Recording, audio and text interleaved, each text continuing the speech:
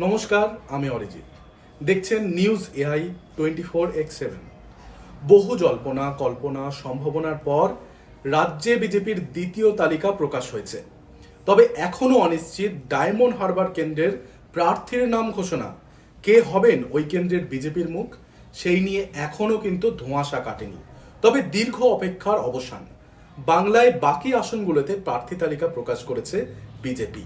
রবিবার রাতে দিল্লির বিজেপির সদর দপ্তর থেকে ঘোষণা করা হলো বাংলার 19টি কেন্দ্রের প্রার্থীর নাম। তাতে প্রত্যাশা মতোই প্রার্থী করা হয়েছে তৃণমূল থেকে বিজেপিতে আসা তাপস রায় এবং অর্জুন সিংকে। প্রার্থী করা হয়েছে কলকাতা হাইকোর্টের প্রাক্তন বিচারপতি অভিজিৎ গঙ্গোপাধ্যায়কে।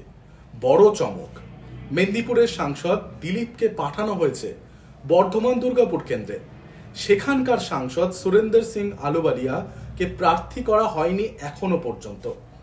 মেদিনীপুরে প্রার্থী করা হয়েছে আসানসোল দক্ষিণের অগ্নিমিত্রা পালকে। তৃণমূলের মহিলা মুখ জুন মারিয়াকে হারাবার উদ্দেশ্যে মেদিনীপুরে অগ্নিমিত্রা পালকে দায়িত্ব দিয়েছে বিজেপি।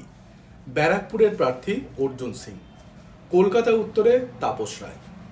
তবে এত কিছু তো হলো, দলবদলুরাও নিজেদের মনের মতন জায়গা নিয়ে নিল, কিন্তু এখনো পর্যন্ত ডায়মন্ড হারবারের প্রার্থী ঘোষণা নিয়ে মুখ বন্ধ রেখেছে বিজেপি।